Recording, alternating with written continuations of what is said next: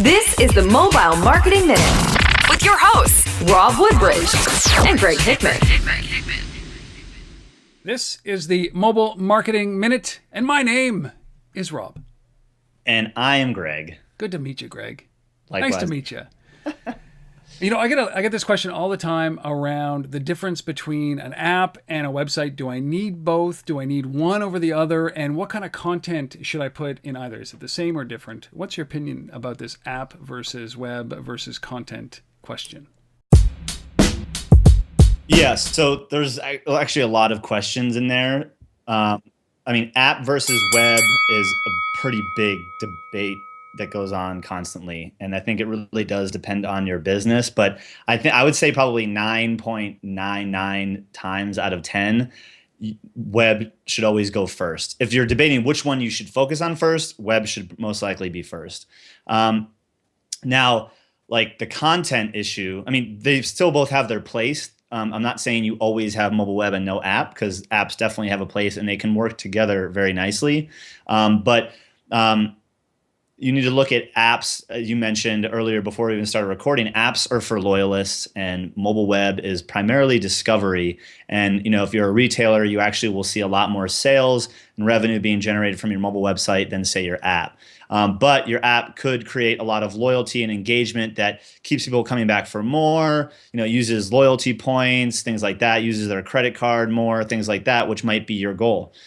So the content part is interesting because, should you have the same content not only on your mobile website than in your app, but should you have the same content on your mobile website and your desktop website, And really kind of my conclusion on this is it's one web, and like Brad Frost, big thought leader in responsive design, talks about this all the time.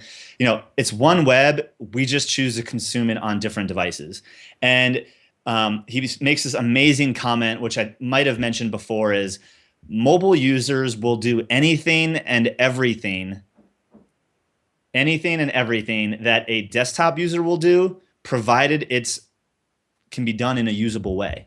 So if you can make it easy for me to do on mobile, I'll do it. And I think we talked about this. It's like you go through mobile experiences that are so seamless that you just forget that you're on a phone. You're like, oh, like that's just how it's supposed to work. That's a good mobile experience. When you're like frustrated, you're like, oh God, like I can't even access this thing. Like that's obviously you remember those things, right? Like you remember, the pinch and zoom.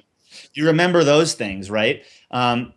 So I truly think that as a business, you should make all content available, no matter where it is. However, I think when you have an app focused at loyalists, again, you might have that different objective. So they might not need all of your content, right? Like, yeah, you could make it available, but maybe it shouldn't be the priority. And then I start saying, well, if it's not a priority or maybe in the top 5 priorities, it might be just making the app bloated, right? Like the app might be focused on, optimizing the in-store experience. And if that's the case, I don't need your blog like in the app, like I'm using it to add products to my shopping cart. I'm using it to save things to my wish list, to scan and get information, to call, a service person in and around the local area, like in the store, and have them come help me. Like I don't need, the newsletter in that app, So I think it's more about what is the objective? Again, what is the objective of the app, and does the content need to go there? I think you should make your content mobile friendly enough that it can go anywhere. But in some situations when it comes to app, I don't think you need to include everything. And part of the difference here is the transit nature of the web, right? And the destination of an app. And so one of the key things that you've got to think about is that the app, you have to get people in there more than once, more than twice, more than 3 times. It has to become a habit and a pattern, and that's how you generate loyalty and a strong customer base and a good brand with them. Yeah. And that requires, as you said, a certain type of content that is very specific to their benefit, not yours. Right. Absolutely.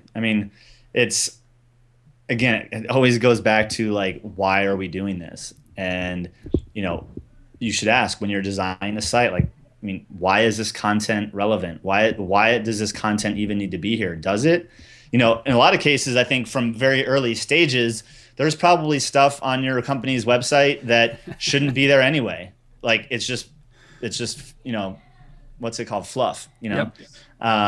So that's kind of where we go into the whole other debate of what is mobile first, which is user first. Like, what do they really need? Start your design from a smaller, screen. And then that's when you really are forced to put exactly what the customer needs in an experience. And I think the same thing happens with an app, So I think you can go, depending on your business, a lot of different directions. But a mobile user will do anything and everything the desktop user will do, provided it's presented in a usable way. Don't forget to come back next week for our next episode.